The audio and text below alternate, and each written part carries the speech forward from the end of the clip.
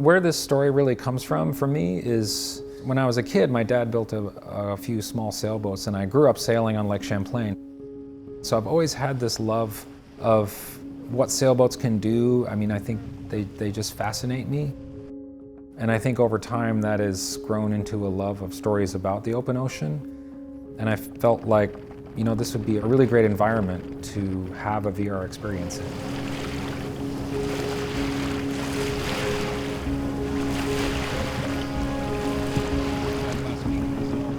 Today we're on the sailboat Jada, a beautiful wooden boat built in 1938. Just a fantastic vessel. We are under sail. We are experiencing the age of sail right now.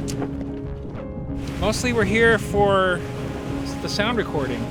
So we got Jamie Scott and Wayne and Scott Stafford with us, getting all those specific sounds. What a wooden sailboat sounds like under sail, what all the rigging sounds like, what it sounds like inside, outside, around the boat, the sound of the weather.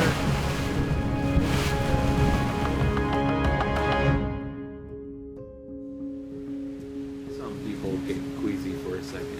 There's lots of people that just get sick on a boat. Yeah.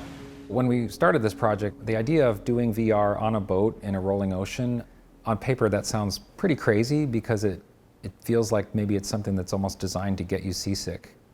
We spent a lot of time up front really figuring out how to make the combination of elements work so that that wasn't happening. Okay.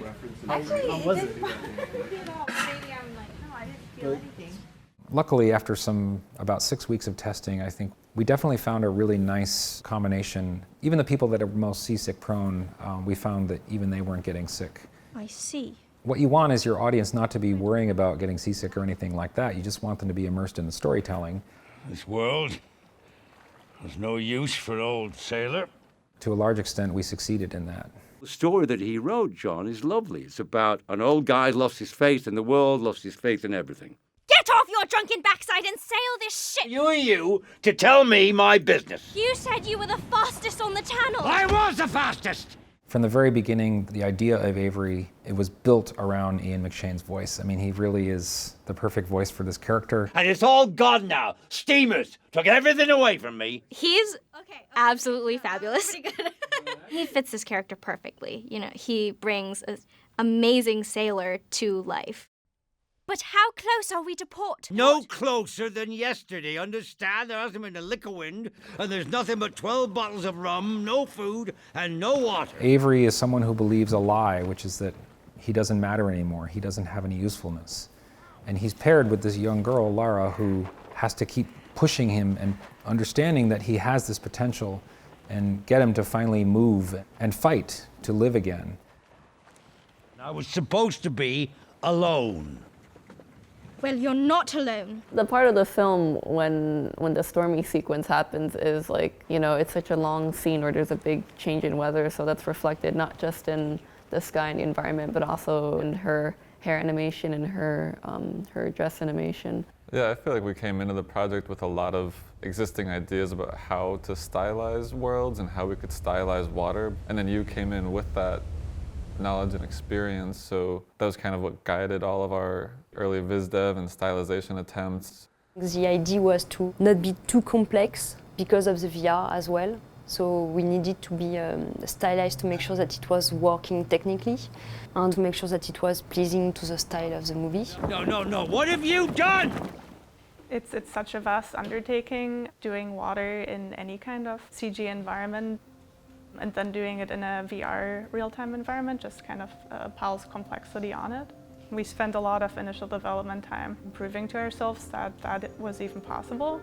I think our earliest experiments were more stylized and more geometric, but I think ultimately the texture and the treatment of the water, the painterly quality of it, was something that we could still leave in a stylized kind of universe.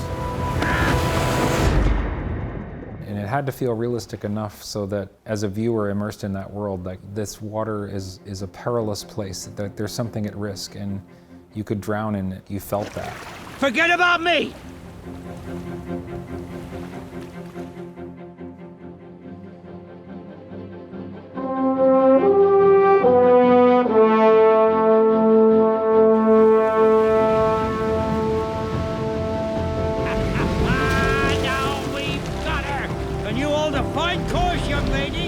Avery, he goes from not caring about anything to really giving everything for the safety of this girl. Hearing about's far better than reading about it, eh? It's fantastic! In doing that, he almost has to die and be reborn. He has to let go of all those things from his past that he was hanging on to. Stay clear of